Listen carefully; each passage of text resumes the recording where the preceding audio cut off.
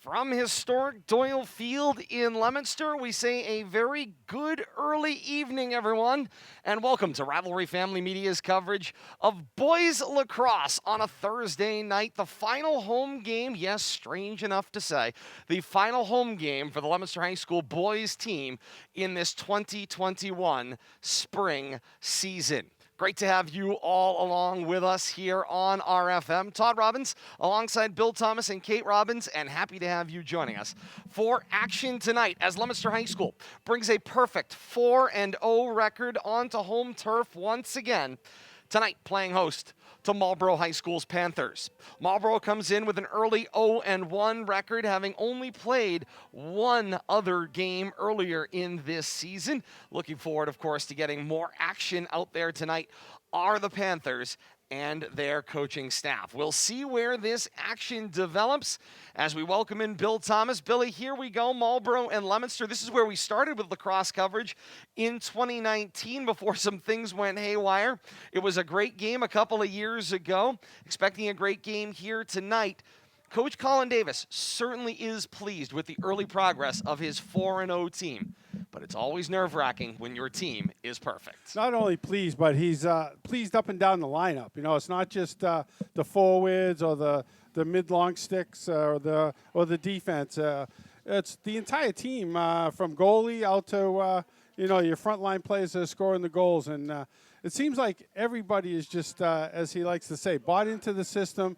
And the fact that they had a year off might actually have benefited the way they're getting along and the way they're playing together, which I think is a really cool perspective. And there's a lot of things to be happy about, as you point out, Bill Thomas. Of course, last time we were all together last Saturday, a 9-4 win for Leominster over Littleton. They backed that up in the early part of this week with a 6-5 nail-biting win over Lunenburg, and then an 8-3 victory over St. Bernard's on senior night this past Tuesday. To chime in on Lunenburg, I think the game-winning goal was scored with less than 5 seconds left in the game. So quite a way to win a game to continue that winning streak earlier in the season. Sometimes you need a little something to break your way. Meanwhile, for Marlborough, they battled a Neshoba team that Leominster had beaten in the first game of the season by a 9-8 score in overtime. That was a 15-3 loss for Marlborough's Panthers in their first game of the season against Neshoba. And we welcome in the third member of our broadcast team, Kate Robbins. And here we go, Leominster and Marlborough. A Marlborough team certainly struggling here in the early going, Kate.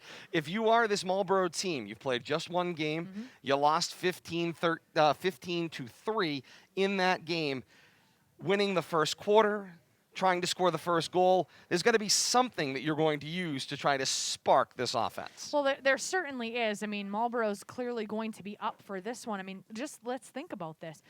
Marlborough's first game was just 2 days ago. It was on Tuesday. So imagine they've had a full extra week of practices that Leominster has been playing 3 games. They were 3 games deep before Marlborough played their first game earlier in the week. We have like opponents in Neshoba, so we have an understanding of what both of these two teams have done in their first game or games of the season. So it's going to be a very interesting one. Leominster tonight should be confident, but I think that Coach Colin Davis wants them confident but not cocky going into tonight's matchup against Marlborough. So we're looking to see Leominster come out quickly and come out strong. We got a little bit of celebration going on out there right now, though. Indeed we do. Some early going confetti here over on the near sideline. Get the brooms as the celebration progresses. I think we need a leaf blower. I was going to say, we'll have to check in on that. I'm assuming a career best for Coach Colin Davis. There's a lot of head shaking going on in advance of the introduction. Hang on, there appears to be a banner, which perhaps they can turn it around so we can get a look at it. It says, congratulations, Coach Colin Davis, on his 125th career win. The only head coach in the history of this program, and I'll tell you, he certainly has built this from scratch in his own vision, Bill Thomas, which is always nice to see. Yeah, and success breeds success, and I think we're seeing that with more and more kids coming out, the size of the squads, and just like I said earlier in the pregame, just the way the kids have bought into it, including having the year off and now just being happy to be back together.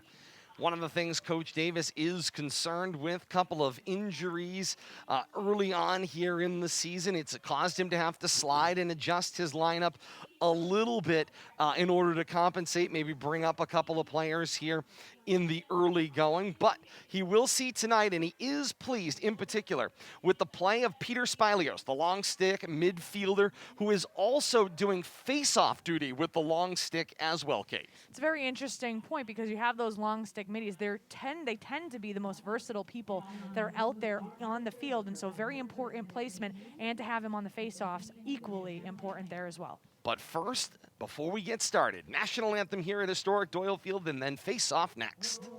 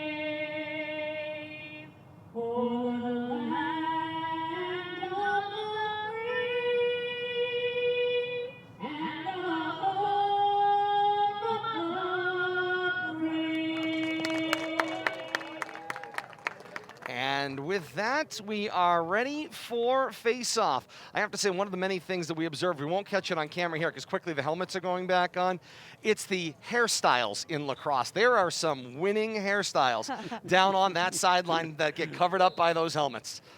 Got to have a special kind of personality to play lacrosse, that's for darn sure. Indeed you do. And here comes a little team. Good job, though. Yeah, a little team activity. You know, we got to pick it up literally one piece at a time. Some creativity there. Did you see that? Use the goalie cross, scoop it up. I'm impressed. I love watching problem solving at the high school level. There you go. Ingenuity Not enough at of its it. finest. We need to see more of it. That's right. Absolutely. Leominster and Marlborough coming up here. Their parents are probably proud. Look, they do clean up. I was going to say, they do clean up after No, themselves. they're saying, why don't they do that at home? This is very true. This is very true. I don't ever want to say I don't know how to do that, or where's the broom? Get out the lacrosse. That's right. Just sweep it up that way. And here we go, ready for action here again, as we said in our social media post earlier this day today out there on Facebook, fastest show on turf. I will keep coming back to this over and over and over again. This is the best kept secret in Leominster right now, and that is the excitement of the sport of lacrosse. Bill Thomas, I've even got Kate as a convert.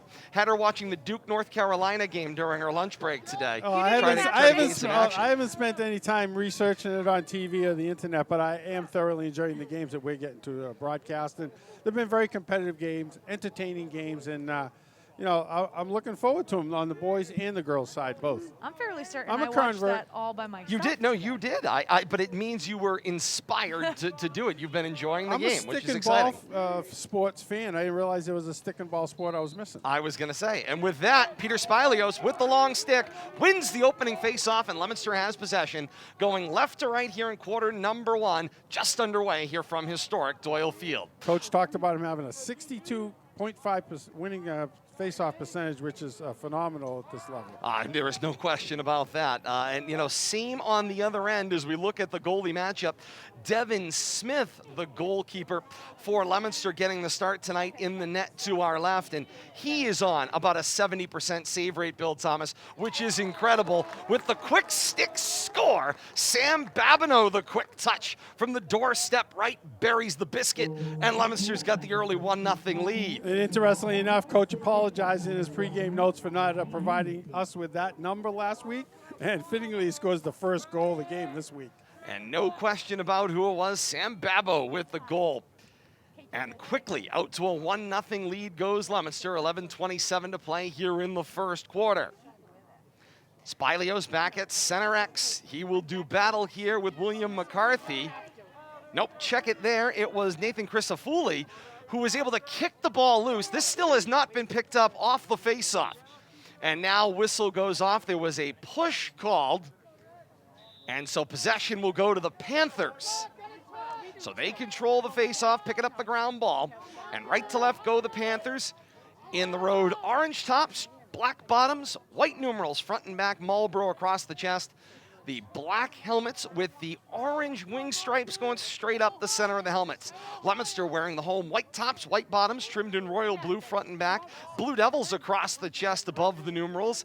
Got the royal blue at the collar. A variety of white and black helmets out there on the field, each with the Devil on either side in profile. Just about 90 seconds into this first quarter of action, 12-minute quarters here in boys lacrosse. A 1-0 Leominster lead came just about a minute into this one. This is Landry. Landry feeds the inside for Haman with the bounce shot wide of the cage. Scooped up by Leominster in transition, and away we go. It's Ryan Iacey with the ball, the cradle close, and in transition from left to right. He's heading all the way down the field all by himself. Went with a long bounce pass for Armand, who had to go back and corral it.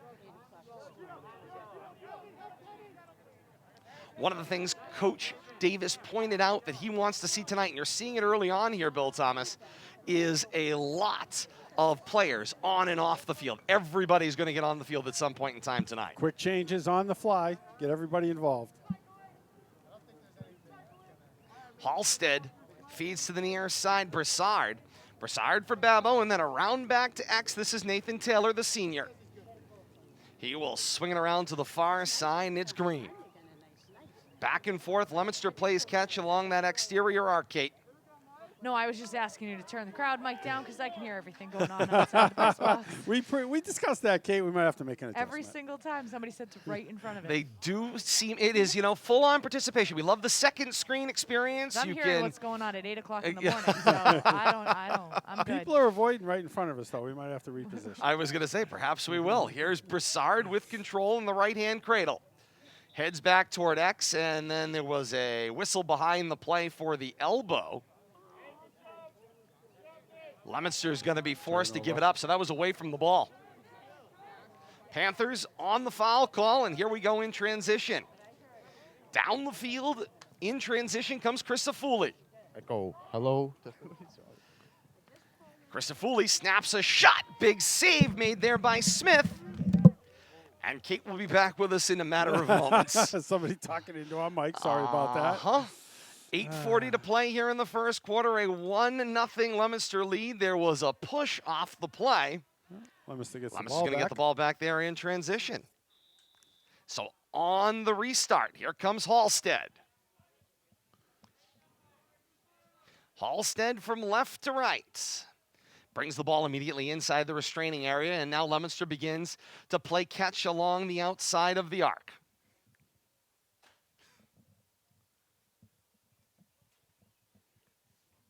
Back and forth we go. This is Taylor. Taylor feeds Armand. Showing good patience right here. Something the coaches have been preaching. Well, it's a matter, Bill Thomas, of being able to find that first opening. Where does the first opportunity come from? Look for that cutter. This is Taylor from the doorstep left. Tries to take an angle to the cage. Snaps and scores. Gets the defense looking center for that cutter and turns around and shoots it on net. Leominster with the 2-0 lead here in the early going.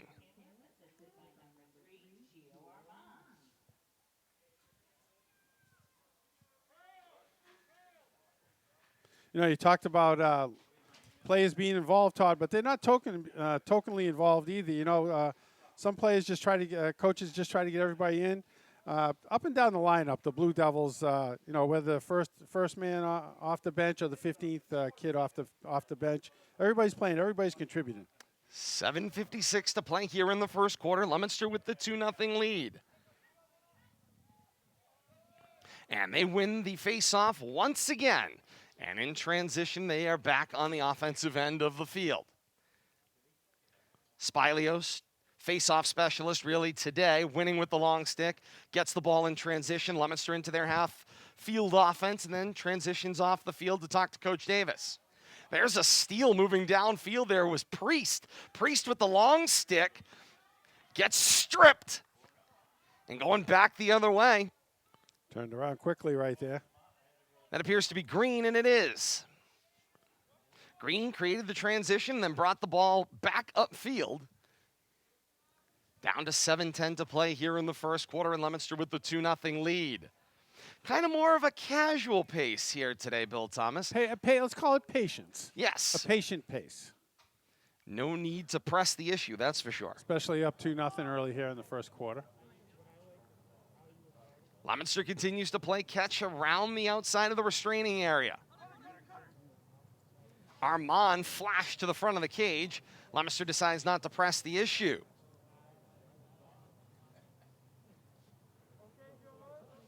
Near side, this is Green. Green, head fake, goes to X, finds Taylor. Taylor, snap back top. That's Halstead. Halstead goes long corner, finds Babbo on a bounce. And Leominster continues to play catch on the outside. 6:20 to play here in the first quarter. Back and forth, they press the issue. This is Halstead. Then Babbo, down to Green. And Kate, this is one of the things that we were talking about earlier today about, you know, how do all of these pieces fit together? And one of the great kind of equivalencies that you found was basketball, cycling the ball along the outside of the arc. You're exactly right. That's one of the things that I'm still learning here. So that's one of the equivalencies. And as soon as it was put in that frame of reference and that typology for me, it kind of made a little bit more sense, especially when teams are on the attack. And Kate, you're not the only one still learning this game. We're all still learning it together, and hopefully the community of Leominster reaching out to learn this one as well. As I said, no joke, no hyperbole. Fastest game on turf you're going to find. Here's a slash to the net. Bounce shot wide left. That was Haman. Rolled over in the corner. Nice job of the backup and kept alive. There it was Landry. Playing behind the net there, looking for something in the right spot. Flasher to the net. Bounce shot from the tough angle. Doesn't fly there for Gutierrez.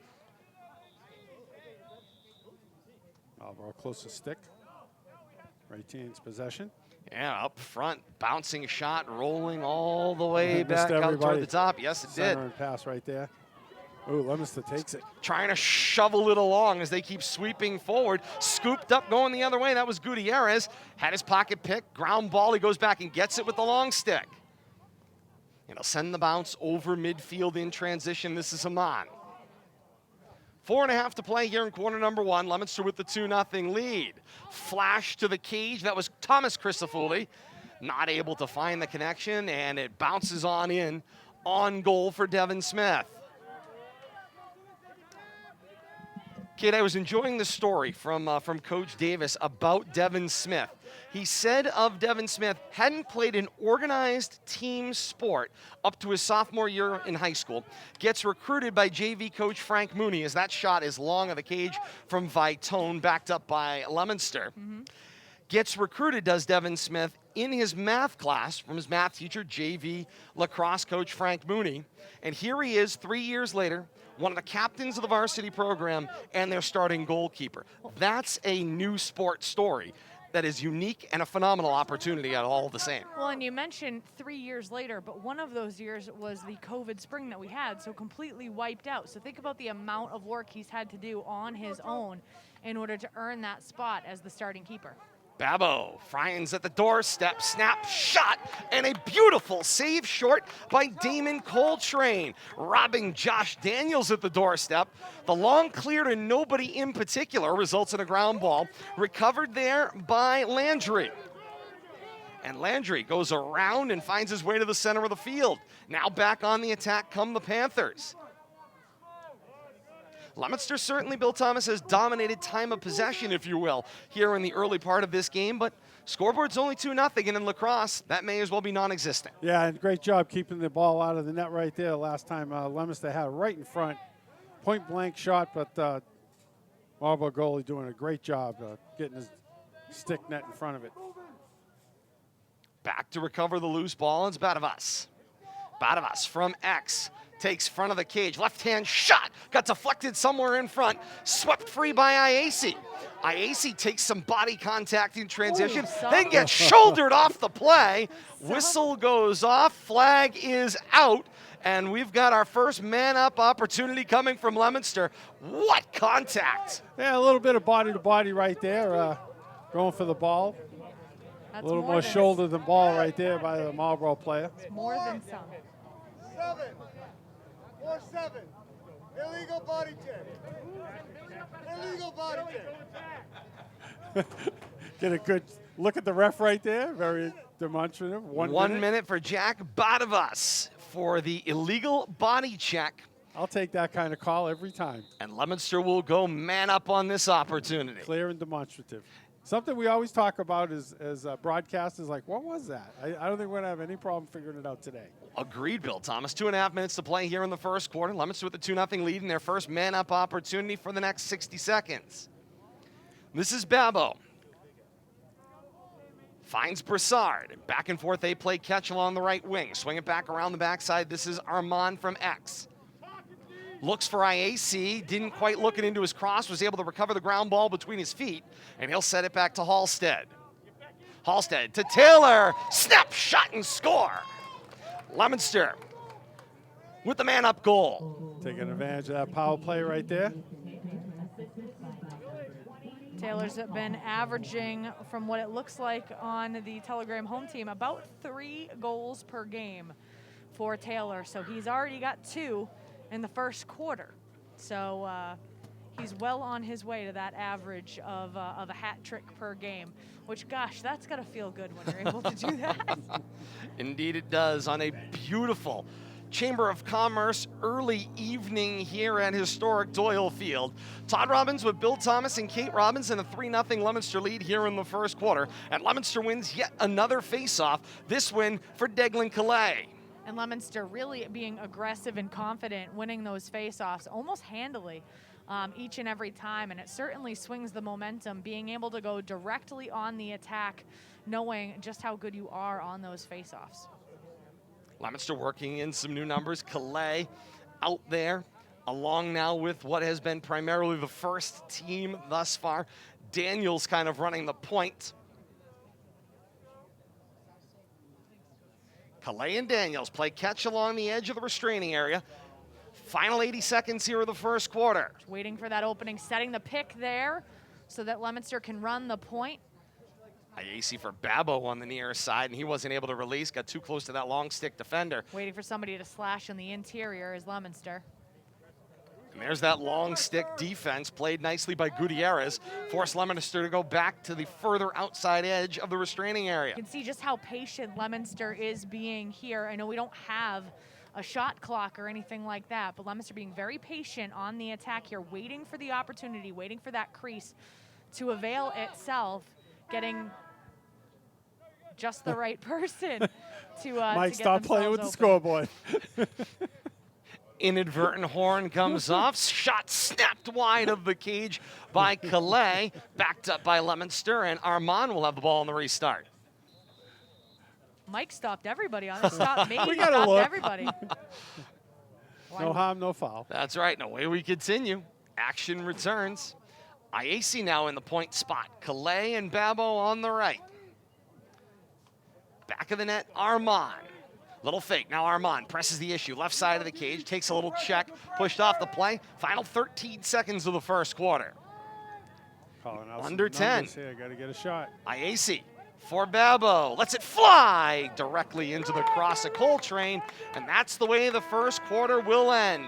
Through one here at historic Doyle Field, it's Leominster 3 and Marlborough nothing here on RFM. Early afternoon, Kate, we knew Marlborough struggling a little bit this year. Again, only the one game in their repertoire, but certainly they feel like skilled down maybe a little bit this year. And for Leominster, certainly coming in at 4-0, they're having a great COVID-modified 2021. Yeah, and you can certainly say that. Again, Leominster right now coming out in this early season very strong. I mean, as odd as it seems, Leominster is near their mid-season going into the end of week number 2, whereas Marlborough is just ramping things up. So it's very interesting here in the Mid-Wach, where you have the various A's, B's, C's, D's, etc., where their schedules deviate just a little bit. So Marlborough really just kind of getting the engines revving, and Leominster looking like and playing like they're in mid-season form, which is essentially where they are. So that's been very interesting to see. Again, Leominster coming out confident, not cocky, doing a really nice job being patient on the attack, waiting for their look, waiting for that shot. One of the other interesting things as watching lacrosse earlier today, I was taking a look at, and we actually just saw it out of Babo on that last shot of the quarter, how much stick handling and stick work and shooting lacrosse players do with that cross on their non-dominant side, that left-handed shot. Very impressive. You don't see that when we're making those comparisons to basketball. Very difficult to shoot with that non-dominant hand, and you see it quite a bit more often on the lacrosse field. And a nice attempt by Babo there as time was running out at the end of the quarter to make that non-dominant switch on the left-hand side. Nice job, nice effort, learning a lot. Bill Thomas, when you come into a game and the scouting report says you might be skilled up a little bit more than your opposition, you got to find ways to spark your team, to give them a goal. And so one of the things that Coach Colin Davis told me that his goal for his team was, and they achieved it in the first quarter, was to, for the first time this season, win a first quarter. Remember, in that 9-8 win against Neshoba, they were down 6-1 at the end of the first quarter, had to battle all the way back through the remainder of the game and into overtime to win. 3-0 win in the first quarter. You play a little game with yourself, come out strong, start strong. Leominster achieved it. Yeah, they've been chasing the lead all season, even though they do have a 4-0 record. But, yeah, it's nice to start strong, but it's really about finishing strong. I think the Marlborough goalie did a good job keeping that. Could have been 5-6-0 very easily there in that first quarter. Marlborough goalie did a great job, a couple of shots on his doorstep that he netted, and we have a 3-0 after one 3-0 score after the He first made quarter. some tremendous saves. Tremendous. Havlin will win the face-off for Leominster, as Calais was the face-off specialist in that opportunity, and he will be spelled for Green, who heads onto the field, the midfield senior. Panthers will go left to right here in quarter number 2, and with control, this is Haman. Leominster's defense really doing a nice job to keep that attack, that Marlborough attack, well away from that cage. It's spread, kind of like a wide zone defense that you would see on the basketball courts. Doing a nice job keeping that spread out and doing a nice job disturbing the attack of Marlborough. IAC went backward to Errant go forward passes, there, though. yeah.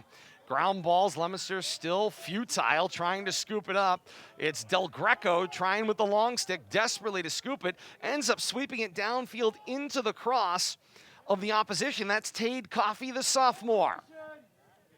Chance for a takeaway right there. Leominster missed a swipe. And Gutierrez picks up the ground ball and's got it in transition and is able to bring it down, at least lose the ball temporarily. Perhaps wasn't going to make the restraining area, decided to give it up, and so Spilios picks up the loose ball. About a minute 15 into this second quarter of action. Leominster with that 3-0 lead and long of the connection there, and that will head out of play, and back to the Panthers it goes on the unforced error. Interestingly here, the passing today not as crisp as we have seen in previous efforts for Leominster. So this is an area. Well, you got to indicate if the lack of practice maybe, might be attributed to some of the misconnections here during the game. It's entirely possible. With control, this is Badavas. Badavas goes across the restraining area, finds a connection there. Was Chris Safuli. No, check it, McCarthy. McCarthy for Landry. Oh, nice defense. Indeed, Right and Spilio steps in with the long stick and says, excuse me, I'll take there. that. I'll take that. Whacked it out, got the bounce right in his net. Del Greco looks forward downfield for J.J. Julian. Nice pick. Julian has his pocket picked at midfield, swept away by the Panthers, and scooped up on the ground ball there by Landry. Nice spin move to get away from the defender. He finds Badavas, point bank, snap, and Smith knocks it away. Nice save on the doorstep there. Oh, two-handed Flag push. is out I think on we the got a play. Push in the back there. Leominster's got the ball in transition, so an opportunity to wash it here if they can place the score. Now, do we pull the goalie and put an extra Babo with the snap We shot don't need and it. score. Beat the defense down the field on that fast break. So that penalty is a wash. 9:12 to play here in the second quarter. Leominster with the 4-0 lead. So you don't run the goalie off and run another offensive Correct. player on. You just kind of get what you get and then go man up. 8-12, come on. Okay, 8-12. So they are going to have Now the they 1 are minute. going to enforce it. Yep. Continuation.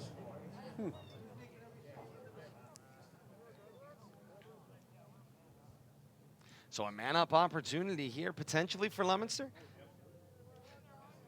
They will say it is indeed a man-up opportunity. So No nullification of the no penalty. nullification on that Because you're one. not playing a man up, so you don't play with an advantage to score. To score, apparently. I'm guessing that's the way the rule's interpreted. And an infraction on the face-off. Still with the ball. Indeed, and back the other way they go. So the infraction called against the Panthers. Leominster gets the ball, and this is Halstead. For Calais, and now to Babo. Under 9 minutes to play here in the second quarter. Leominster with the 4-0 lead and the man-up opportunity.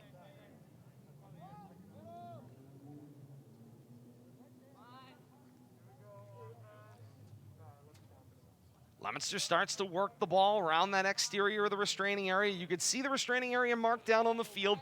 It's that bluish colored box. The boys' lines packed a little bit tighter than the girls' lines. It's a bluish or a dark blackish color down on the field. You can see that restraining box. It runs right along the numbers from the 30 on back. Halstead snaps a shot wide left post.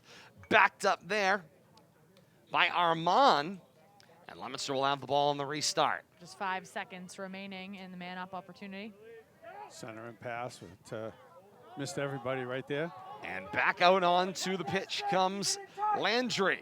And the Panthers with the ball in transition.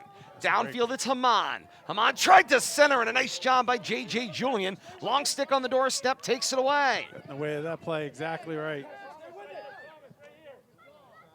To midfield, he finds a connection with Taylor. 7:45 to play here in the second quarter, and Taylor races down left wing and reaches kind of the end of the earth, so to speak, and will cycle things back. Armand goes low sidewind center, tries to find a flashing Babo, and it's a giveaway out the far sideline. Ball back to the Panthers, 7:35 to play in the second quarter.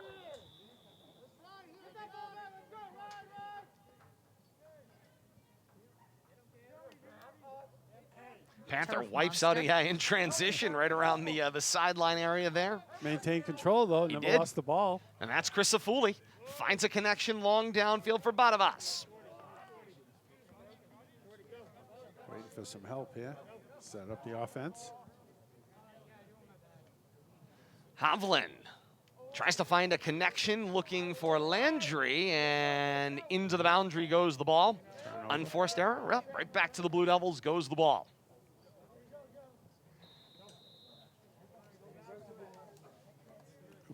Dangerous pass back. I to was the going to goalie. say, you go backwards, I you go go all the forward. way to the but defender there. I don't know if I'd risk shooting on net goal, own net. Indeed.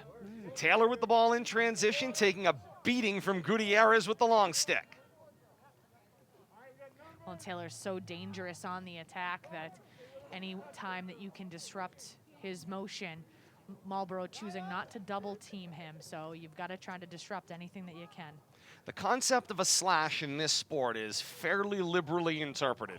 You'd pretty much have to take a two-hand hack at your opponent and get him probably in the head in order to draw a whistle relating to stick action. Here's Armand, round the world, snapshot, and Coltrane rips it out of the air. Well, the interesting thing that we're seeing from Leominster today is what we saw with the girls a few days ago. They're shooting center mass. And so right now they're not getting the bounce passes or the shots bounce coming shot, off I the think, turf. Kate. Good point. And we're seeing him going center mass today on the keeper, and Marlborough's doing a really nice job keeping his body and getting that cross in the way. Great observation there. And Leominster on the Panther giveaway. Coltrane made the great save, tried to find a connection to the sideline and just gave it straight away. So Leominster came right back onto the offensive side. 5:45 to play here in the second quarter, and already with the 4-0 lead in their final home game of their 2021 campaign, at least regular season-wise. Armand with a little roll dodge makes it to the top, got stripped from behind by a long stick. Ball bounces loose, finds Armand on the doorstep, and he buries it. Impressive job cleaning up that ball directly in front of the Marlborough keeper. That was a giveaway that turned into, oh, look what I found right there. Very fortuitous, being in the right spot at the right time. Johnny on the spot right there was Armand. And it certainly benefits Armand that he was able to kind of slide stealthily below the radar. One of the smaller guys on the field slid inside the defense and found his way to the Panthers, front. I think, right there, too, and he got in the middle of them somehow. It's like the little guy out jumping everybody for a rebound. He was just in the right spot, timed it perfectly, picked it up, and had himself a goal. He is also my pick for best haircut, by the way. He had the best one during the anthem, going with the frosted full blonde look. Kind of the long, we'll call it Hulk Hogan style, but he's got all his hair on the top. Loose ball picked up there by Spilios. Yes, please, let's encourage them. Spilios with the long stick swing. That one's long of the cage, but backed up by Leominster's Taylor. I'm sure their mothers will thank you. And their prom dates. Remember, this sport is all about personality. It certainly is. Nothing wrong with being a little flamboyant, Absolutely. as long as you do it the right way. And put it in a helmet. No helmets for prom night, that's for Oh, sure. boy. Round the back of the cage, find Taylor. Taylor looking for somebody flash front of the cage. Goes long for Connor Green. Green not able to scoop it up. Follows the ground ball, still loose. Leominster whacks away at it. Panthers trying to find it between their legs. Ends up finding Hovland loose between the feet. Still loose out on the field now. And Leominster comes out with the ground ball, Kate. Thank goodness. Indeed. How frustrating must that be when you just can't pick it up? Jump shot, score! That's a corner. That's Wow. a corner. Connor Green snaps the back of the netting. 4:27 to play in the second quarter, and Leominster out to the 6-0 lead now. No sooner did we talk about maybe changing that shot trajectory up a little bit, they score on a bounce shot. Yep. They Could have do a been some bench coaching there, but just opportunistic also. But leads to a goal first time they attempt that bounce shot. Well, the amount of time that Leominster's been on the attack in this second quarter as compared to the first, with the amount of opportunities that they've had on net, eventually you're gonna make it work. Another face-off win for Leominster's Calais today. And this is Babo. And Leominster back in that half field, if you will. Offense just working the ball. Half field left.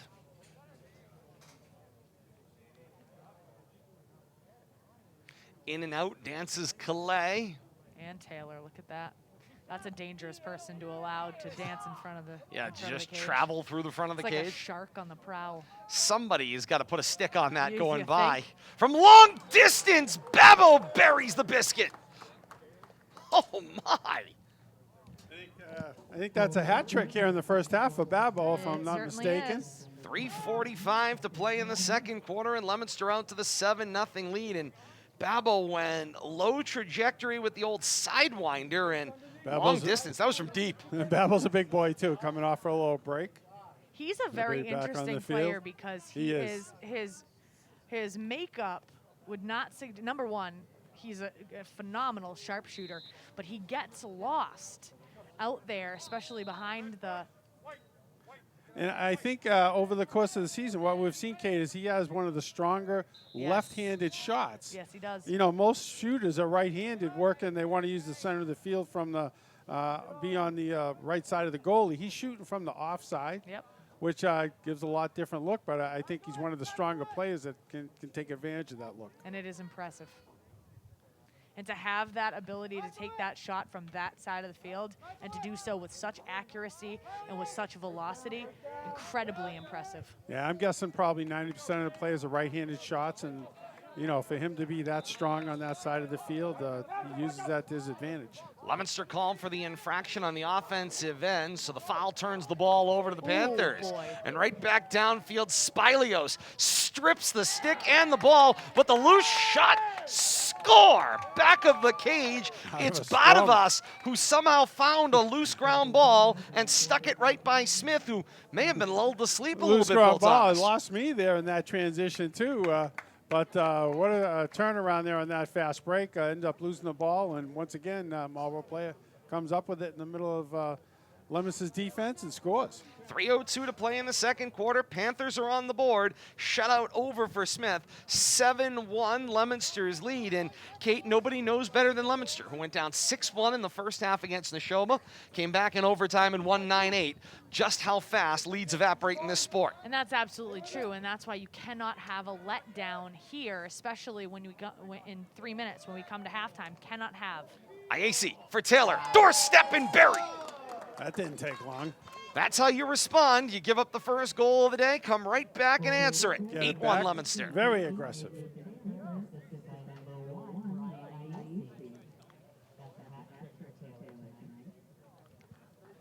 So it's Taylor from IAC. He's got 3 himself. Yep, that's a hat trick for him as well. And back to the center X goes Spilios with the long stick. He's going to battle what looks like Hovland. And once again, if you're Coach Davis, the most important thing, you give up that interesting goal to Marlborough not a minute ago. The response is what's most impressive.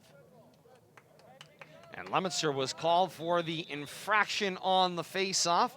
And so the ball sent back the other way with the Panthers. Haman with control down the right wing. 2:30 to play here in the second quarter. Leominster with the 8-1 lead on a beautiful Thursday early evening here on RFM. The slash to the cage. It's Haman with the shot. And put another one on the board with the score. Not to be denied right there from the corner. Worked his way all the way into the center. Attacked the net, scores. Leominster's lead cut to 6 at 8-2. You know, you talked about the ability to come back and score quickly in this game, Todd, and I think, you know, Marlborough knows that as well as Leominster. Interesting situation where Marlborough's Haman basically taking the scoring opportunities on his own back for Marlborough right now and trying almost single-handedly to get them back into this game. And not wasting any time with any kind of offensive set, just attacking the net, not letting Leominster get set up defensively and create some kind of circle halo around the goalie. Bouncing ball up the sideline. It's a giveaway. And the ball will go back to the Panthers. Unforced error there for Leominster.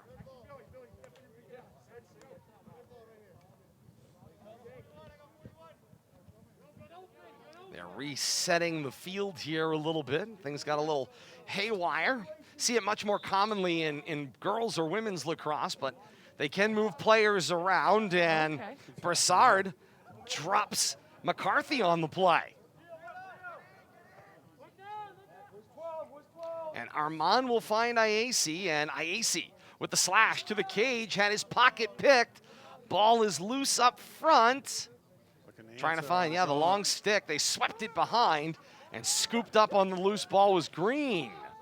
Now a battle into the boundary. Officials say Panther ball. 92 seconds from halftime and an 8-2 lead.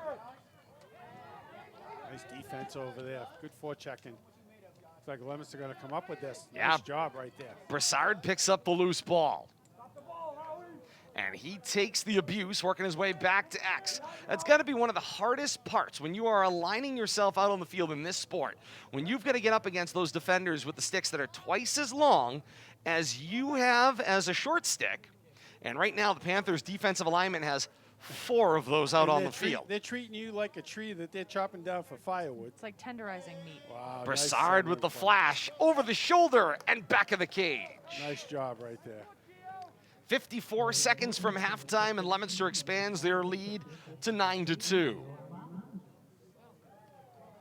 Caught Marlborough kind of standing around right there as the half's winding down, flashing out from behind the cage. Nice centering pass, turn and flip. And of course, this is a year when you see this quite often in sports. You know, the Panthers have been one of the more dominant programs in boys lacrosse in this area. And right now on the other side of that spectrum, they're significantly younger this year. Number of 8th graders that are a part of the roster, and we may start to see some of those throughout the night, and to try to, of course, gain varsity experience. When you're trying to grow and develop a program, if you're on the wrong end of some of these games, which happens, things go in cycles, when you get the opportunity to help grow and develop players, there's no such thing like a trial by fire that can go badly as far as growth and development goes. And only having 1 game under your belt at this point in the season cannot be helping out Marlborough either. You know, just cohesiveness and working set plays against defense. You know, it all comes together, but it doesn't happen after 1 game. For those people wondering why Marlborough has 8th graders on their roster and Leominster does not, if you have a middle school on the same property as your high school, then those students are eligible to play on the high school freshman, junior varsity, and varsity teams. So that is correct. It's rare. You see it a lot more on the girls' side of things. It is rare, but you do see it on occasion. IAC rips a shot that catches the padding. Final seconds here before halftime. Leominster wins the backup on the restart, goes all the way up top, and IAC will hold the shot, and that's how the first half will end here at historic Doyle Field. Leominster with the 9-2 advantage at halftime here on a beautiful Thursday night. We've got more lacrosse action for you coming up on Saturday as Leominster hosts Marlborough once again, this time in girls lacrosse. That action underway, a little breakfast or brunch with lacrosse action on Saturday morning at 11 a.m. We'll be on the air just before that, 10 minutes till, right here. Facebook.com/Media Rivalry for your live game broadcast. Games available on demand on YouTube, youtube.com, search Rivalry Family Media, or follow that tiny URL on your screen, tinyurl.com/Media Rivalry. Schedule updates and all the news from around the region at Media Rivalry on Twitter. Like, follow, subscribe today, and that information comes right to your smart-enabled device. Once again at halftime here from historic Doyle Field. Leominster 9 and Marlborough 2. A break, and we're back with second half action as we continue here. This is RFM.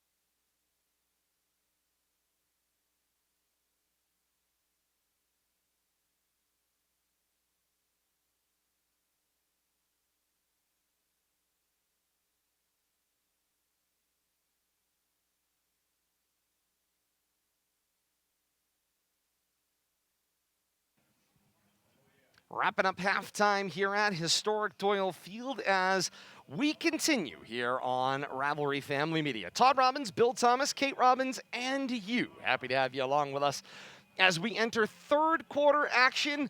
Boys lacrosse on a Thursday evening. Great to have you with us. Halftime score, Leominster 9, Marlborough 2. Leominster having a great first half of action, taking advantage of the opportunities when they were presented. But the score is not going to indicate one of the things that we saw. There were a number of things that were unforced errors, so to speak, things that maybe you can get away with in an opportunity like this, where you're playing a team that's growing and having to take some lumps as they start to learn the game. But that's not going to happen each and every week from here all the way to the postseason. No, you're absolutely right about that. When Coach Davis is talking about how did he put it when he was talking about the matchup with Marlborough? He used a very great phraseology about playing up. You have a situation here where you might see those types of unforced errors coming from your opposition, but then that tends to be a little bit catchy, and we're seeing it right now on Leominster's side of the ball, especially the ground ball opportunities. It's been like hot potato for Leominster out there in some of the situations. They've rebounded nicely in a lot of those scenarios, and their attack has been fairly clean. But you are correct. This is not as if they're pitching a perfect game right now. So going to be interesting to see some adjustments here in the second half to see exactly what Coach Davis does. Some new personnel out there in their white jerseys. So it's going to be interesting to see what ends up happening. What are you seeing out there, Todd? I'm seeing some new numbers. Yeah, Leominster will go with a change in goal here to begin the second half, as they will go left to right here in the third quarter, and Trevor Gorman, the junior netminder, will take the cage to our left. Meanwhile, Damon Coltrane, the senior, continues in the cage to our right as he rocks out to the music here in-house at historic Doyle Field. And back to the face-off X we go to begin the second half of action. Signal to begin play. J.J. Julian in there with the long stick. Gets the body position, uses his butt to push his opposition away, and then scoop the ball with that long stick.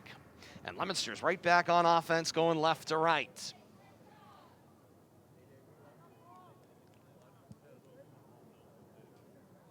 Quite a few new numbers in there. Indeed.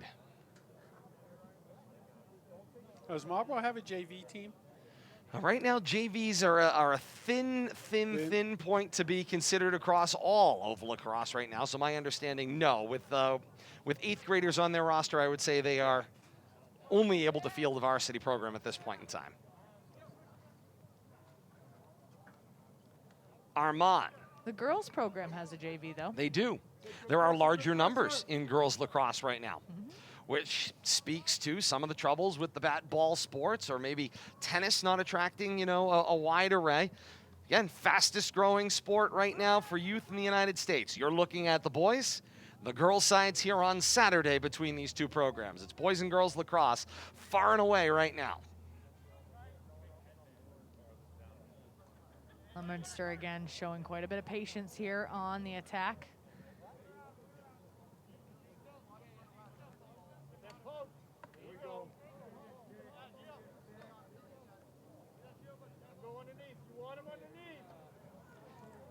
Leominster plays catch around the outside of the restraining area. Flashing through the middle for a first touch was Gabe Chong, the freshman. Not able to make the connection. Now the ground ball. Ultimately scooped up here by the Panthers, and in transition, here comes Chris Safuli. He'll find a connection. Downfield for Haman. Flasher crossing through the front of the cage, and scoring was Andrew Landry, the senior. Not wasting any time right there. Not waiting for the defense to get back. Hard tester there, first shot. Tough shot for the goalie to see first shot. And the Panthers have the first goal of the second half, cutting Leominster's lead to 6, 10:07 to play here in the third quarter.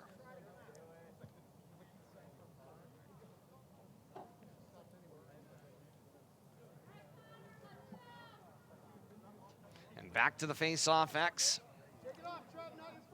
On top of it, Trevor Gorman looking straight into the sun too, setting sun. Oh, tough whack of the stick right there. Sticks Huh? flying up in the air, ball still loose, ultimately scooped up and controlled by Connor Green.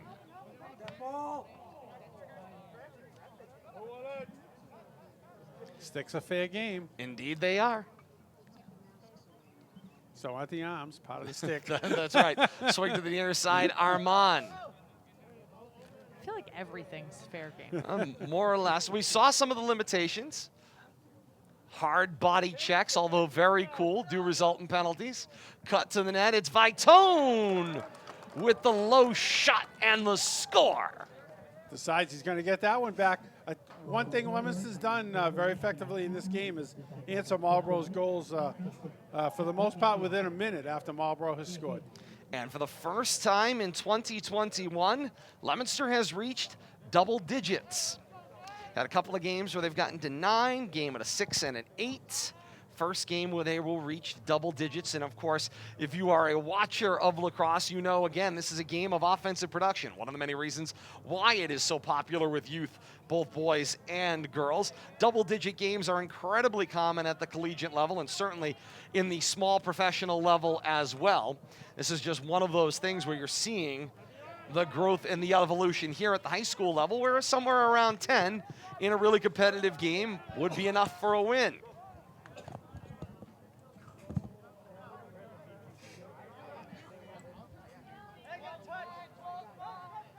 This is Daniels. Under 9 minutes to play here in the third quarter. And Leominster taking their time. Certainly no need to push the issue any more than they have to. Broussard was a little undecided as he came to the left of the cage.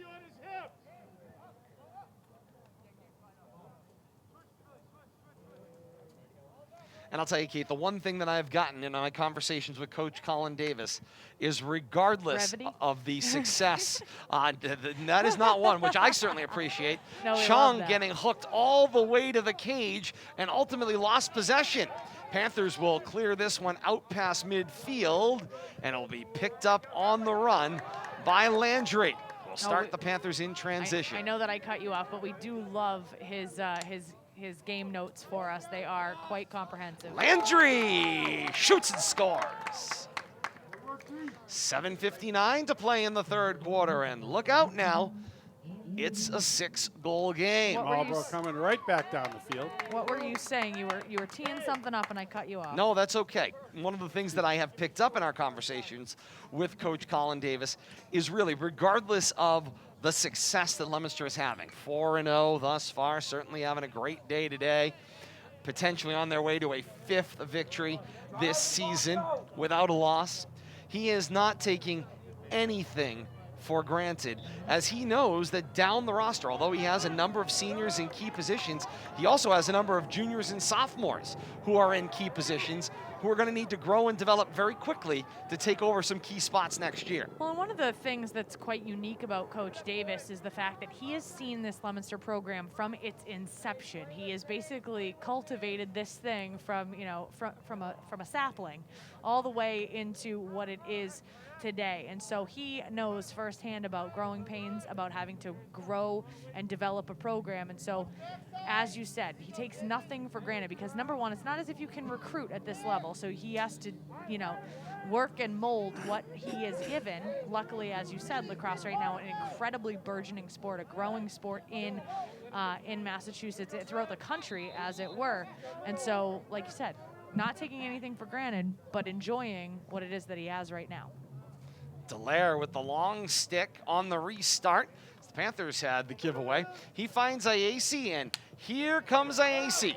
Had it stick checked away, picked it up on the loose ball on the run, and away he continues in transition. I love the transition plan with IAC.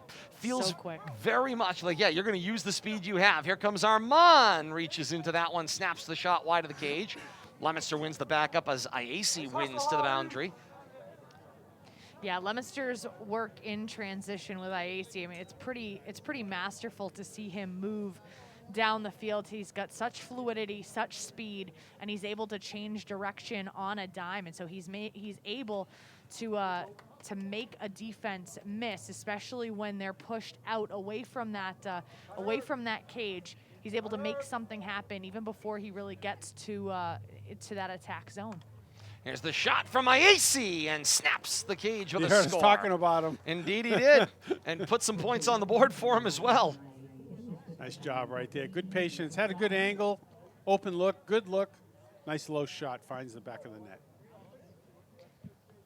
6:23 to play here in the third quarter, and Leominster out to an 11-4 lead right now. You know, you commented, Todd, first double-digit scoring game for the Blue Devils. You think at 4-0 they would have rolled up a couple of double-digit wins, but let's circle back around to the goalie. Smith, under 5 goals against average, I think 4.85, which is just tremendous at this level. Well, not only the first double-digit score of the season, they have had to deal with some incredibly close games, and they've come out on the winning end in all of them thus far in the early going in this season. So really building quite the resume of being able to be victorious in tough positions have the Blue Devils here in 2021. Pretty impressive start. Play continues here. Nobody having Flag is out on the play. position. Well, didn't see who the caller was on here. Panthers are able to continue on the long whistle, so it's going against Leominster. It's Haman, looks to center. Dallaire knocked it down, shoveled out past the boundary. Leominster's Gorman races to win the backup. Not going to matter. Here comes the report on the penalty. Red 3 slash. 1 minute. White 3. White 3. White 3 slash. 1 minute. Originally reported as a Panther penalty, they adjust that to what we expected, which was Gio Armand of Leominster called for the slash. So there is such a thing as a slash in this sport. Have to rewind in order to find out what that might ultimately look like. Missed it. Missed it. I Missed love it. that. Missed it. And it'll be Panther ball on the restart on the offensive end. Really, you are the best. First man-up opportunity for the Panthers here in this one. Let's see what they're able to do with it. Off the post. Rattled. And the loose ball scooped up there by Leominster. It was Kittredge. And now it bounces loose, and the Panthers pick up the ground ball. Cut back to the net, shot high and away for Badavas, but backed up nicely on the offside there by Landry, and so it'll be Panthers on the restart. Interesting, both of those shots from Marlborough coming from very difficult angles. Leominster doing a nice job trying to flush them away from getting a clean shot on net, on cage. Marlborough working that left side. Deflected on that one for that shot, but again, Marlborough's offense really intent on working on that left side, well, the right side of their attack, but that far side of their offense. Man-up opportunity continues for the Panthers. Now under 5 minutes to play here in the third. This shot rings wide, and a race for the backup won by the Panthers.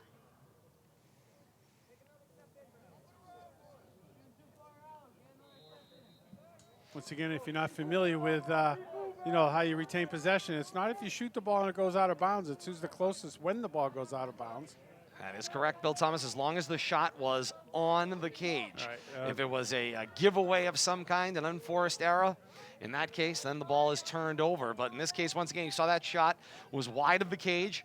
And Leominster, although initially was leading, the Panthers were able to race and win that and backup. you see him pointing those sticks out there. It's it's kind of the sticks part of the body. Yes, you want to gotta be the show closest thing. Show the ref that you're the closest to the ball when it goes out.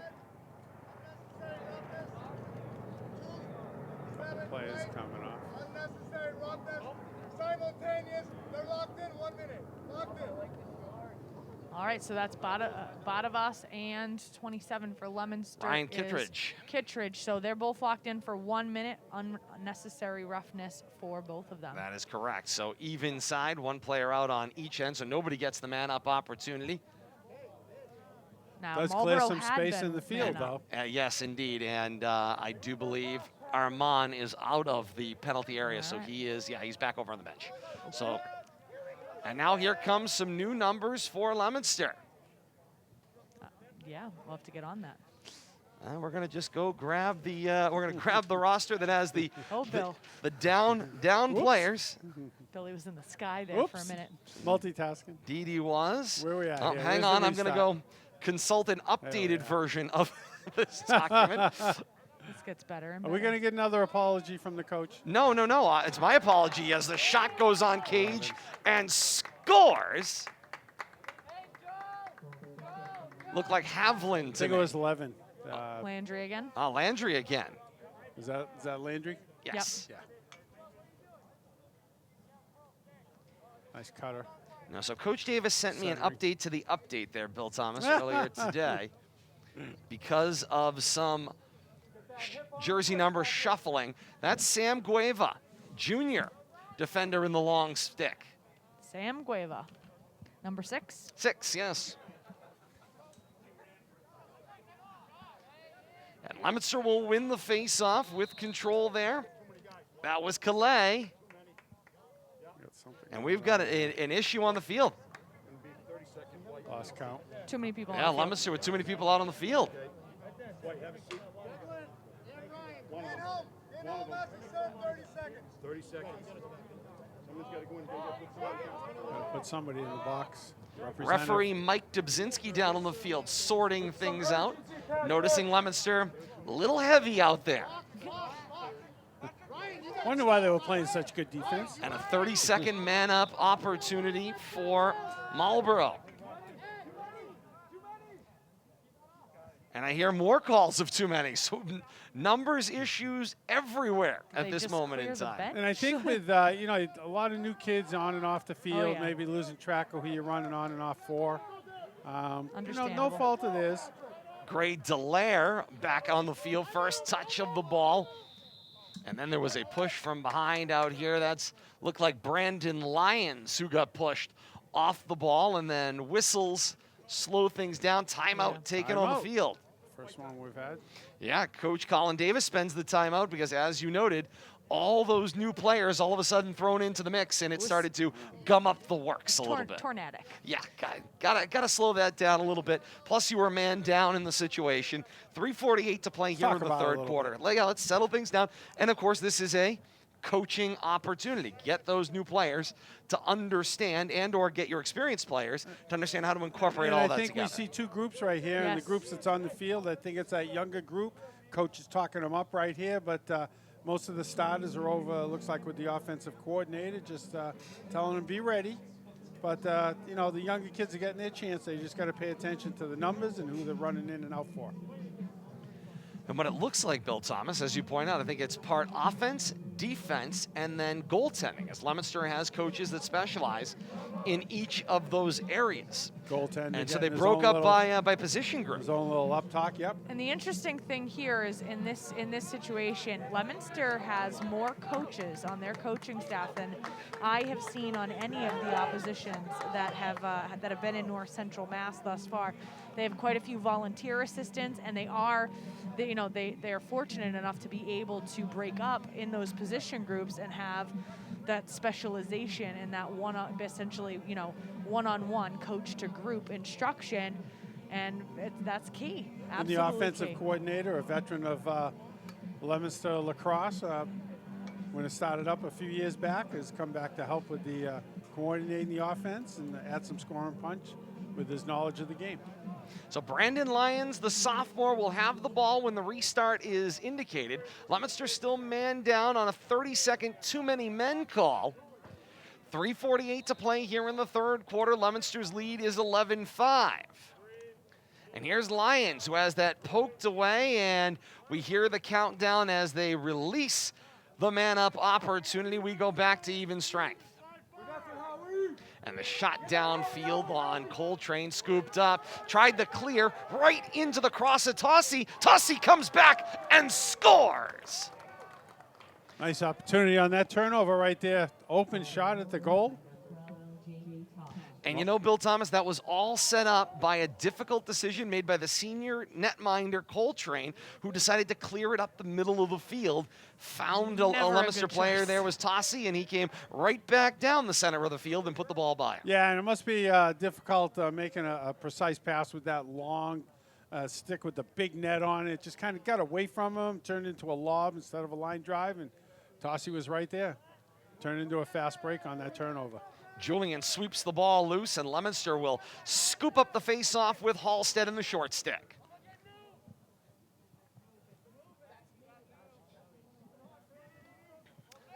Lions playing that right wing spot, got stripped away by the long stick. Looked like it was Priest. Loose ball finds its way to Brassard, tries to stuff it home. It was deflected down by Coltrane, but Leominster picks up the ground ball, takes it over to the left wing now. Under 3 minutes to play here in the third quarter. Brassard, Surrounded. just swim move, trying to find his way out of the mess. And an elbow thrown. It is against Leominster, and in transition, the ball will go back to the Panthers on the violation.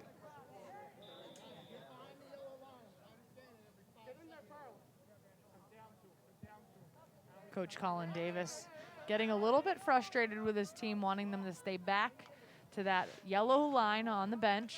Now, you know, get back coaching has been some of the most important here. As the nice roll dodge downfield for Havlin. Well, we see it happen in football. Finds all the Landry, time. shot, and Gorman able to knock it down. And Kate, I don't think he really knew where the ball was. He just kind of threw his body in front of it and hoped he got it. Nice job fundamentally by him. If you think about it, though, take a look at the angle of the sun.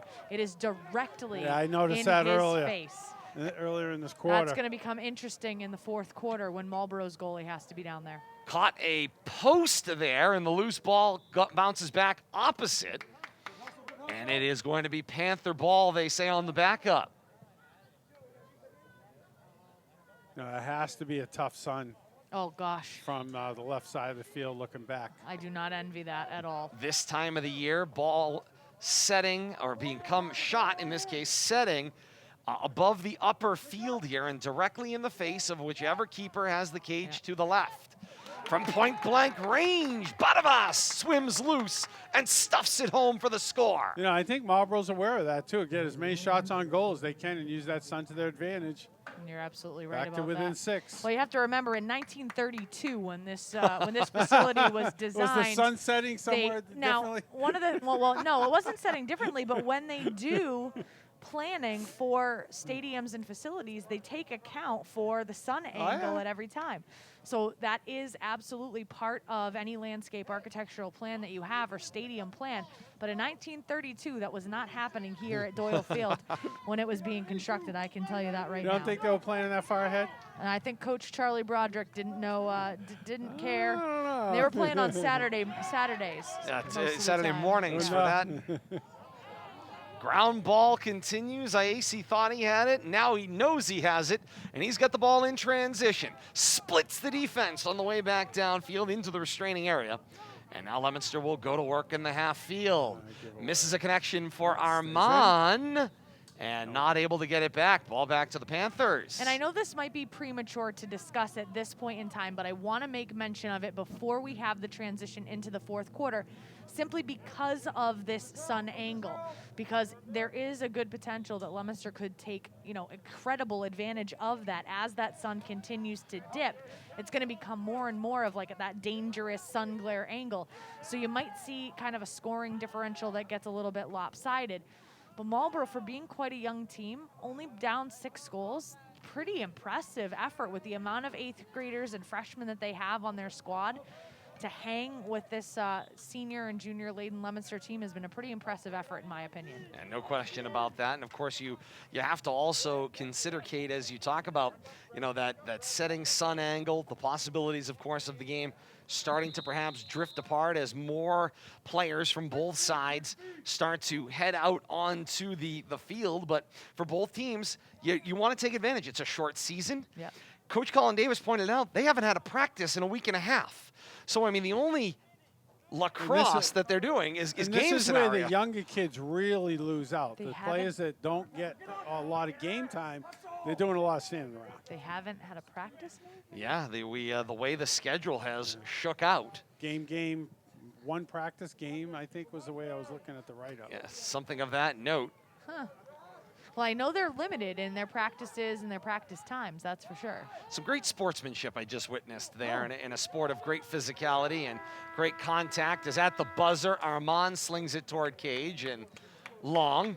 Through 3/4 here at historic Doyle Field, Leominster +6, 12-6 over Marlborough through 3/4. What sportsmanship did you just say? Well, Gutierrez had the long stick, and he was working over here on Green along the sideline, and Gutierrez and Green's sticks got crossed up. Gutierrez tried to pull himself free. He caught the face cage of Green, and Green was fine, continued, passed the ball downfield, but the two players were then walking with one another.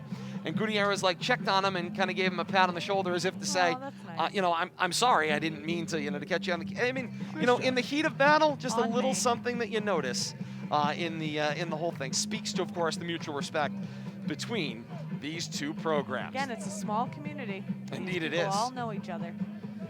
Indeed it is. More lacrosse coming your way here on RFM this Saturday morning for those of you joining us in Marlborough. And in this particular circumstance, it is Leominster and Marlborough girls. Saturday morning at 11 a.m. We'll be on the air just before that here on RFM for Leominster and Marlborough girls.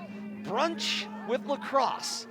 2 weeks in a row, Bill Thomas. That's a win-win as far as I'm concerned. Hey, the weather's going to be good, and I can't think of a better way to start our weekend. Looking forward to it. It's going to be an interesting day, that is for sure. Like you said, it's brunch with some lax attached to it, so that'll be a lot of fun. Take that, breakfast at Wimbledon. As we get set for the final 12 minutes of lacrosse action here on a Thursday evening, teams will change ends. And so that brings Coltrane into the cage to our left. Down the other end goes Trevor Gorman, the junior. He came in to replace senior Devin Smith, who started the game in the cage. Made it through the first half, allowing only the one goal just before halftime. And now Gorman has come in to replace in the cage, and he will continue cage to our right. Great opportunity here in a 12-6 game to get some new players out on the field and get them game ready. Goes low on the angle there. Nice shot from Tossie. Coltrane clipped it as it went through the goal circle, and it ends up long in the back of the net. Brassard goes up front. Fake, fake, fake. Daniels goes on cage. Misses everything. Back up won by Leominster's Armand on the back line. And I do not envy Marlborough on defense in this fourth quarter with the sun angle that they are going to have. It's going to take a whole heck of a lot of concentration on their behalf just to be able to see the ball. Indeed it will. Coming over to the near side, Iaci gives up the body. Ends up in a little heap over on the near side. He is something else. It will be Panther ball on the restart. Now tell me that, you get into a 12-6 game and people slow down. Armand's not slowing down, that's for sure. And I think when you see different kids out on the field, you wouldn't expect them to slow down. They're all playing their own game. They get their own minutes. Well, and the interesting part about that just kind of harkened back to me, and I know this might be an odd story, but somebody like Coach Gino Oriema from UConn talking about the type of players that he wants, even if they're up by 50 for the women's Haman cuts to the cage and scores. puts the Panthers within 5, and they finally got over that 6-goal hump. That was a number they were really struggling to get over since Leominster first established a 6-goal lead in the first half of action. Pretty much trading goals since then. You're right, Todd. We'll have to see if Leominster, can stand up here and get that goal back, or if Marlborough's going to put a couple of goals in a row here on the board. Leominster putting their first teamers on attack back in. As Making you some can, changes. Yeah, as you can see, both On the front Babbo line. and Taylor coming back in on the attack. Indeed they will. Battle at the face-off X. The push was called against the Panthers, and so on the violation, ball will go back to Leominster. Kate, I cut you off for a little play-by-play there. It's all good. When they score a goal, you got to say something. Indeed. You were talking about Gino Oriama and recruiting Yeah. the type of players. I'm assuming you're going to make a connection to the coach Colin Davis and the players he's looking for in this program. Well, not just that, but when you're seeing somebody like IAC give up his body, even up by that. How about 2 posts and the back of the net for IAC? Left post, right post, back of the net, and put another one on the board for Leominster. Makes knows it we're 6. talking about us. Isn't that the about second time he scored? I believe it is. He Yep, got a knack for it. His ears must be ringing. you got it. 10:25 to play here in the fourth quarter. 6-goal lead for Leominster returns at 13-7. Just keep talking about AAC. He'll score another He'll score 5 again. goals. So giving up his body, and Gino Oriama talked about the type of player he wanted on UConn's women basketball. When he's recruiting, seeing girls willing to give up their body and basically give themselves up for their team, even if they're up by 40 or down by 50, whatever it might be, having that intensity no matter what the situation, and that's the type of heart that you're seeing out of these Blue Devils, and especially IEC on that play. Well, I think, Kate, that, the old adage is you earn playing time during the game in practice.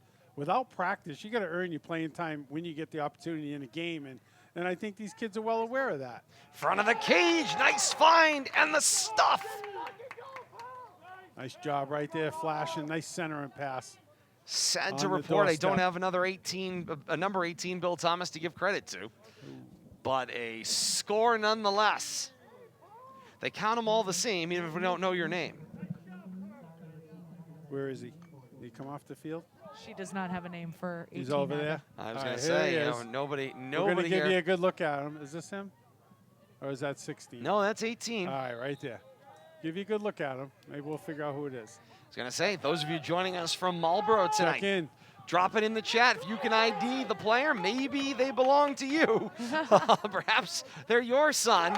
On the tough angle there, Landry goes low left and finds the cage. And look out now, 13-9. Panthers are quickly back into the ball game. Landry, the cutter right there. Nice little go pattern. That's his 4th goal of the evening. And Coach Colin Davis calls the timeout and a goaltender change coming up. Trevor Gorman goes to the sideline. Devin Smith, the senior, will return to the cage after Leominster uses their second timeout of the second Look half. how pumped And I was going to say, is. Marlborough all of a sudden found their voices. I didn't even know there was anybody on the bench down there for the first 30 minutes of this game. They're definitely have been awakened now. And we And they're talked fired about up. we talked about it a few minutes ago. It's been impressive to see how well they've hung in there, knowing that they are, quite a young team. They're developing. We know that. We've mentioned it. We've put that out there in the universe. And right now, the interesting thing, Leominster trying to utilize their lead to get second teamers in, to get them some quality minutes. But you're constantly on this edge of how soon and at what point differential do you do that as a coach so there's not too much of a letdown. It's a very fine line to skate. And as a coach, you constantly have this pit in your stomach in these types of situations because you want to be sporting, as I'm sure Coach Davis wants to be. He wants to grow and develop players. He wants to grow and develop players, but he also needs to win the game.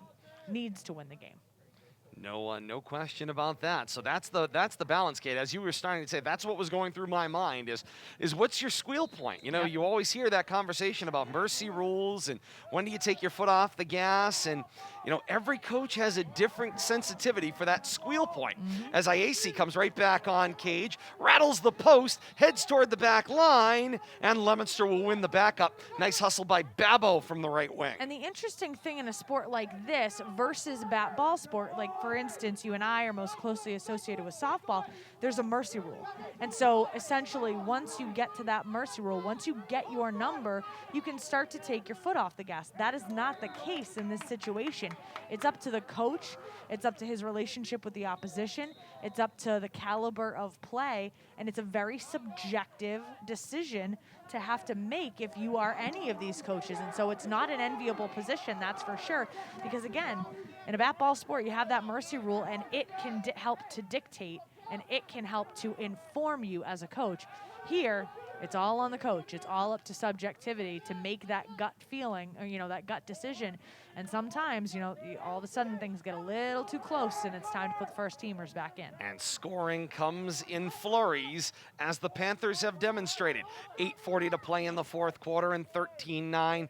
Leominster's lead has been reduced. And now, unfortunately, Coach Davis has to ask his first teamers. And Taylor, on that first team, swims his way to the middle of the field and drops it over the top of Coltrane for the back of the cage. Very nicely described there, Todd. It looked like he was going to go to the right, a little under over there, swim his way around the defense, and a nice easy shot too, easy bounce shot, but picked his spot. Fourth goal for Taylor on the night. And make it 14-9, Leominster's lead, 8:27 to play here in the fourth quarter. Back to the center X we go.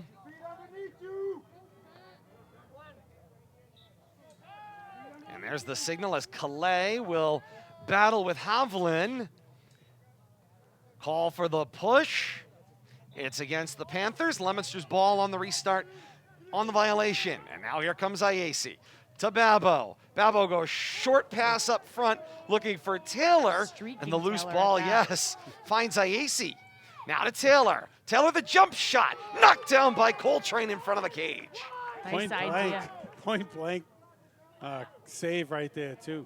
And from a tough angle, Bill Thomas. Yeah, I mean, both ends. Great offensive setup, back-to-back offensive opportunities by the Blue Devils. But Panthers defense and then the goalie coming up strong. Priest trying to find that ball as it went to the boundary with the long stick and just kept swinging and just couldn't take it out of the air. Lost it into the boundary. Leominster's on the restart. Under 8 minutes here in the fourth quarter. Broussard, roll dodge center of the field, rips his shot wide of cage and backed up there by Armand. Here we go, Marlborough, keep that pressure.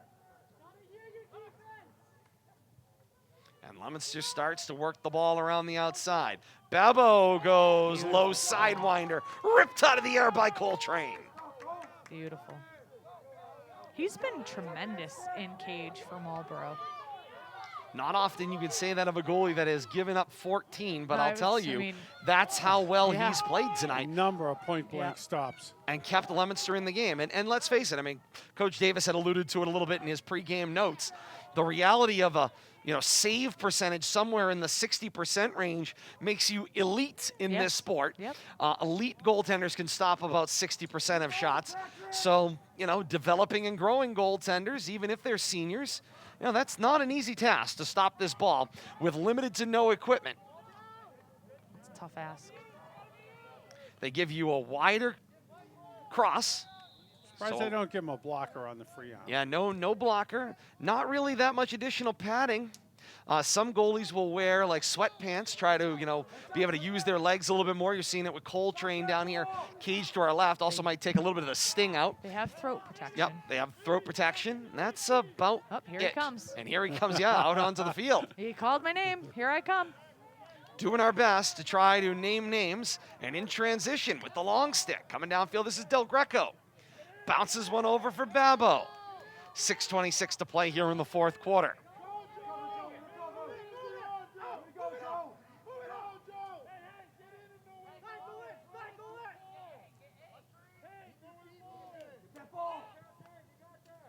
Nice job by Green to Ole his way around the ball. The cut to the cage. This is IAC. IAC down the right wing. Stopped by Coltrane. Coltrane, this has been the biggest problem. His ball back out to midfield in the clearing, and now it turns into a ground ball scooped up by Babbo, and Leominster's got the advantage back on offense again. I've decided who I think Babbo reminds me of is Fulton from the Mighty Ducks. That sharpshooter. Okay, I'll go with that. Knuckle puck? I've decided. No, he was not the No. knuckle puck. No. Knuckle puck came in Mighty Ducks 2. That's Yes. correct. No. So you're right. Fulton Reed was just the slap shot. That's right. That is Sam Babbo to me. That All right. sharpshooter, high velocity slap shot. He certainly has brought that 90s haircut back, that's for certain. Love it.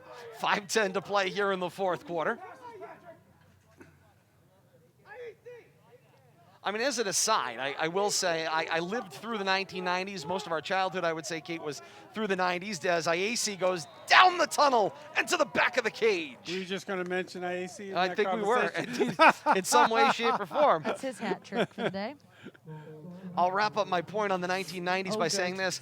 I lived the 90s once in all the styles. They weren't good to me then. No, they weren't. I'm not really looking forward to how they've come back around. I'll say that. Just ignore it. Just ignore it. Just Ben. ignore it and move on. Yeah.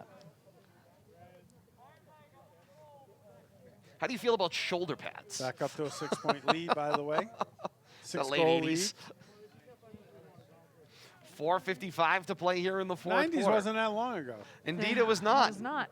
It was not. But the looks weren't really good for me, I'll tell you. Seems like it was just yesterday. Yeah. You know what I miss is my starter jacket. Oh, from the 90s. yeah, there you go. Gotta love a good starter jacket. Girl. They're back in vogue. They've got them back out now on the market. Get me one on eBay. You had one too, right? I did. You had a Mariners one, right, though? I had a Mariners one. I had a Patriots one. I had a Worcester Ice Cats one at course one you point did. in time. Of Don't course say, of you course Had- I did. I had- loved the Ice You Cats. mean you don't have them anymore in the closet? You know, I will bet somewhere in my parents' I'm house it sure still you do. exists. Oh, I might be able to wear that. I was going to say, we might be able to find Oh, that. I Break want it out. that. Here's the roll dodge. Halstead goes left, tries right, snared out of the air. And That's got to again, be a tough son. exactly what I was going to say, Bill Thomas. What an effort with that son to be able to locate that at all. Kudos. Absolute kudos.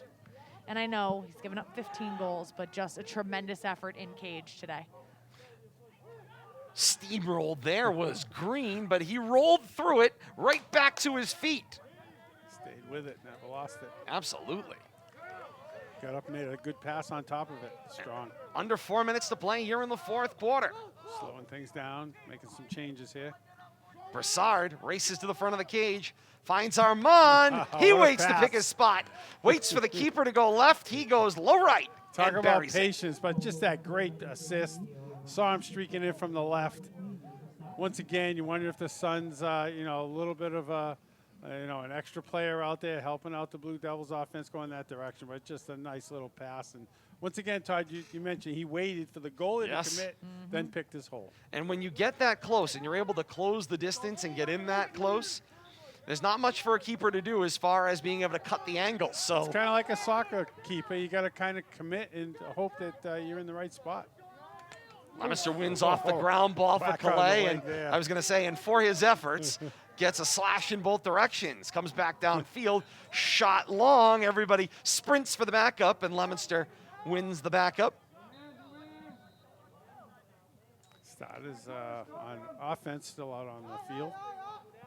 Yes, under now 3.5 minutes to play here in the fourth. IAC will roll this one for Green. Then Brassard rips his shot. And the race to the end line, Armand with the backup.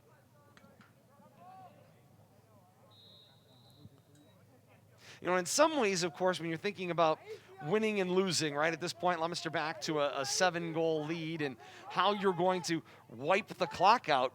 The clock stops every time you rip a ball along on the net. Yeah, Leominster keeps winning the backup, but they also keep stopping the clock. In some ways, cycling the ball and taking time off the clock may be more effective. Here's the bounce shot from IAC, and a score. Up under Coltrane and catches the crossbar. Once again, finding success with that bounce shot. You know, not using that very effective in the first half there, but they've really found their way with it here in the second half. Scored a number of goals on that bounce, and it's got to make it even doubly hard looking in the sun. And the ball's not even coming at you. It's down on the ground, and you got to judge a bounce and a skip. That's why we made mention of how impressed we were last quarter, because we knew the sun was likely to play a part. Calais takes a spill coming out of the face-off circle. And the retains possession. Push, called on the Panthers. A little trip there off of that and a timeout called by the Panthers. 2:41 to play here in the fourth quarter. 17-9 is Leominster's lead. This game broadcast and all game broadcasts here on Rivalry Family Media available on same-day delay on YouTube. See your live action right here on Facebook, facebook.com/Media Rivalry, and then the game available same-day delay later on this evening on demand on YouTube. That tiny URL takes you right there, tinyurl.com/Media Rivalry, or youtube.com, search Rivalry Family Media. You'll probably get to about Rivalry FA, and the page will pop up for you. RIVA, and usually it will pop right up. Usually you'll be able to find it. Like, follow, and subscribe today when we go live or we make an on-demand upload to YouTube, either from Facebook or YouTube. You will get a notification direct to your smart-enabled device. Or as the social media guys say there, Bill Thomas, smash that like button today. Told my kids I'd start incorporating that. That's right. Kids also said you have to click the bell for notifications. Apparently that's a thing. And follow. I am learning all sorts of things. You got to get the lingo down. Got to get the lingo down. You just got to talk to them. They watch all the social media influencers. So ask a high school kid. They'll tell you how to do the web streaming deal here. Todd Robbins, Bill Thomas, Kate Robbins, and you. Great to have you joining us here on a beautiful Thursday evening, Bill Thomas. Got a goalie change, it looks like, for Marlborough. A new number out there. Number 6. Do you happen to have him on your roster? I do. He's the one in the penny. Yeah, Kate tells me that's Luis Valdir da Silva. And we also have a goalie change down on the Leominster end. Yeah, Trevor Gorman has returned to the cage for Leominster as he has split time tonight with Devin Smith. Do you see the Leominster offensive players out there for the most part, first teamers? About a mix, actually, I think is what we're seeing. Yeah, a little bit of a mix. Some younger players, some of the more experienced players. We got some ball control players out there on the right side, and see how the mix works with the younger and older together. Certainly, if you're Coach Colin Davis and you're on your way to a 5-0 record at this point in time, you've got to be thinking about a couple of things. You're looking at your roster makeup. You're looking at the success and skill. You're looking at where you've been against the opposition you've played thus far. And you have to imagine at this point in time, and I'll pitch it to both of you, this is your year. COVID or not, this is your year. And in high school athletics, when your year comes up, you cannot miss the opportunity to capitalize and play for that title. Well, you never know when you're gonna get a group of kids like that again. Sometimes a certain group of kids is special.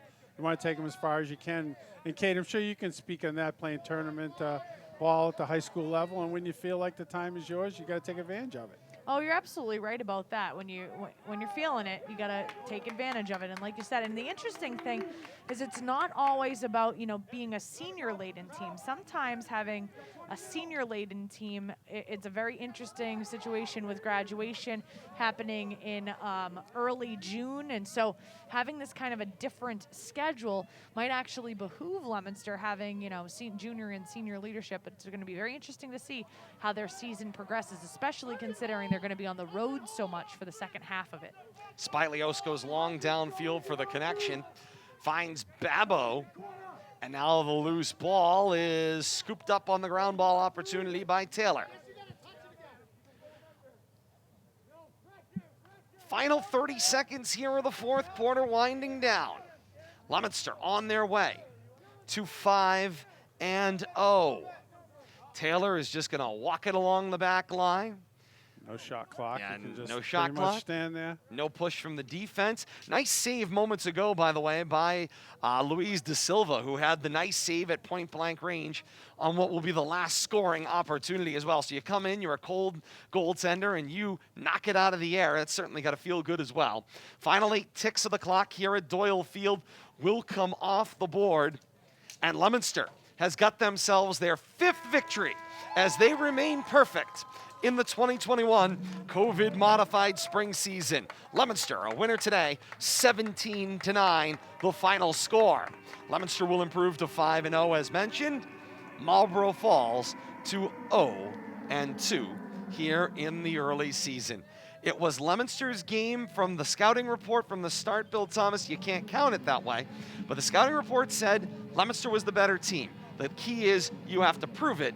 Prove it they did. Well, I agree, Todd. You got to play the game. That's why you play the game. We saw no give up in Marlborough. Yeah, they didn't match up quite like Leominster did at their skill-by-skill position, but they came to play. They fought hard.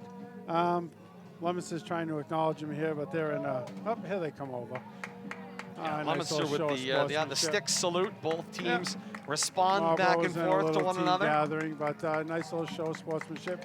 But once again, Marlborough put up a fight. They got within 4 there in the second half, but Leominster turned it around with a couple of quick shots. Two head coaches are about to find each other.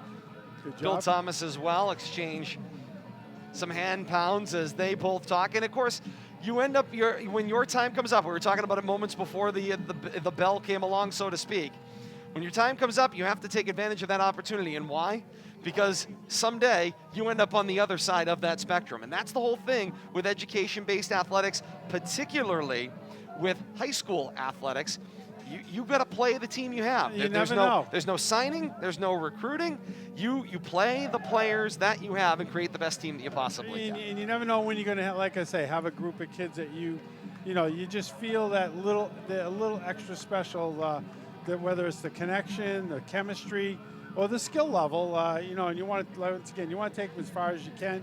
There's going to be spring tournaments here for these spring sports, and it's a great time to take advantage of that, and hopefully Leominster can take this lacrosse team all the way to a state championship. They definitely have the ability, the skill level, the talent. We'll have to see, if they can come up with the trophy at the end of this playoff season. Kate 17-9, a win for Leominster today. You improve to 5-0. The goal for Coach Davis started with win the first quarter, won the first quarter that he did, and then successively on down the line won the ones that came in behind it as well. Started fast, which is what he wanted, finished strong, which was the end goal as per always, and now here you are sitting at 5-0, concluding your home schedule. The rest of Leominster's game schedule on the road at league opponents, at North Middlesex starting this Saturday, followed by at Littleton, at Neshoba, at Lunenburg, at St. Bernard's. Last game of the year, a Thursday, May 27th at Marlborough, wraps things up. Yeah, it's going to be very interesting to see how the team responds having to go on the road for the remaining regular season here in the 2021, COVID-modified situation. One of the things that you have to remember is that now that these student athletes are back 100% in person for schooling, and the vast majority of their games are on weekdays, it becomes an interesting situation where you're now going to have to shift gears. Instead of going to your home facility, you're now going to have to start doing bus rides and going into enemy territory and going into different venues, and some of them are going to be artificial and some of them might be natural surface. Going to be a very interesting situation moving forward. We know that they do have some opponents that they have already seen. If we take a look at this, Leominster has already seen Neshoba and Littleton, and they're going to be going and seeing them again, it looks like next week, and then Lunenburg again as well, and St. Bernard's again, and Marlborough again. So it's going to be interesting. They've seen all of the opponents that they're going to see 2 times. They've now seen once at home. They're going to have North Middlesex to kind of bisect their season coming up here on Saturday, and then once they start the rest of that road slate, every single opponent they've already seen. So you know that both Neshoba and Lunenburg are going to be absolutely out for blood, because in both of those contests previously, those are only victories that were in overtime and by 1 goal.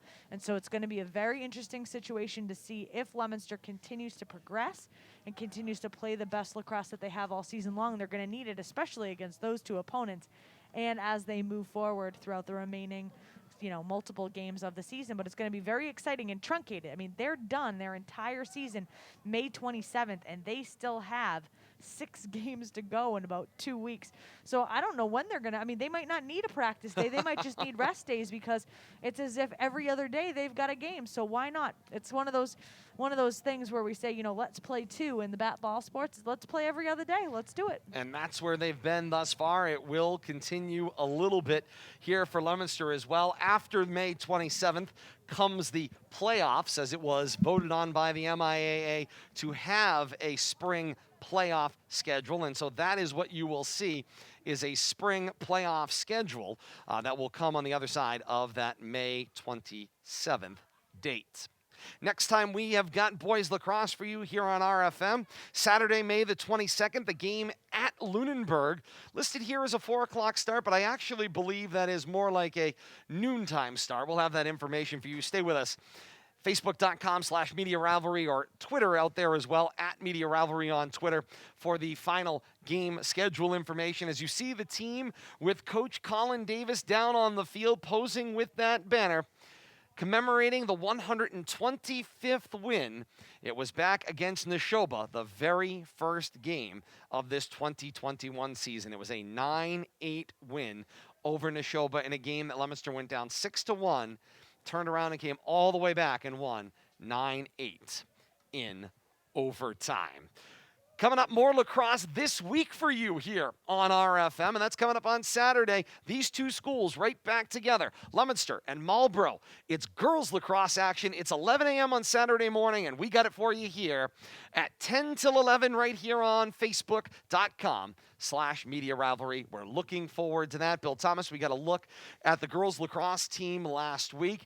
Certainly have been off to a great start of their own, and they will get a battle with this Marlborough team in what will be, on paper, a much more even matchup. Yeah, I'm looking forward to it. Once again, I've enjoyed all the lacrosse. You know, I love being introduced to these new sports, whether it's the volleyball that we covered over the winter, or lacrosse now, or field hockey we had back in the fall. But it's even more fun to cover when the teams are having success, and we're seeing some success here in the springtime.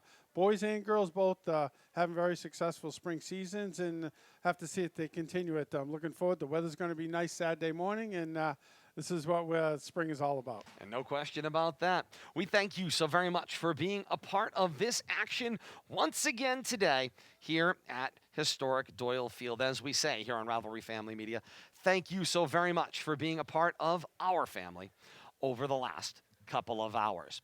For Bill Thomas and Kate Robbins, I am Todd Robbins. Once again, the final score here on a Thursday evening. Leominster, a winner today over Marlborough by a 17-9 score. Blue Devils, a perfect 5-0 through their first 5 games, closing out their home schedule here in 2021, at least for the regular season. Playoff action could end up back here at Doyle Field. Stay tuned for that. Panthers fall to 0-2.